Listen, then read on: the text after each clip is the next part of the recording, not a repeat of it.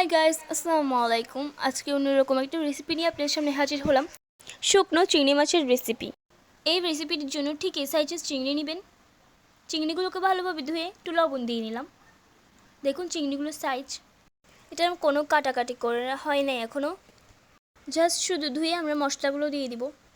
দিয়ে দিচ্ছি হলুদের গুঁড়া আর মরিচের গুঁড়া, দিয়ে ভালোভাবে মিক্স করে ফেলতে হবে।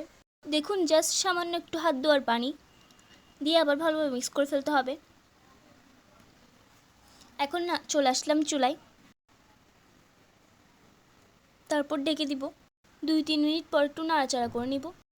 এখানে পানি না দিলে অনেকগুলো পানি বের হয়ে যাবে। এই যে গাইস দেখুন, অনেক পানি বের হয়ে গেছে।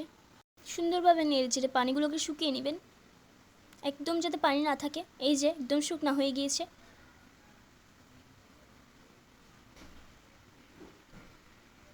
এখন আমরা একটা থালিতে নিয়ে নিব।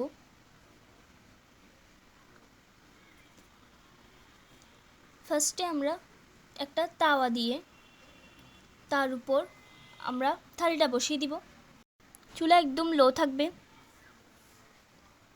এখন ভালোভাবে নাড়াচাড়া করতে হবে। কিছুক্ষণ পর পর নাড়াচাড়া করব।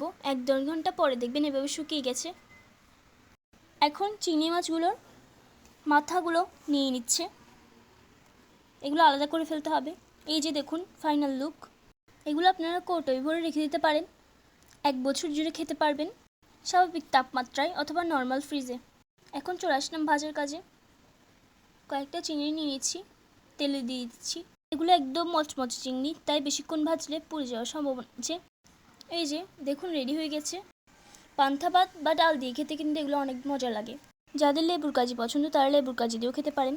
আমাদের পেজে আগে এই ধরনের একটা শুকনো মাংসের রেসিপি ছিল, চাইলে আপনারা ওইটাও দেখে আসতে পারেন।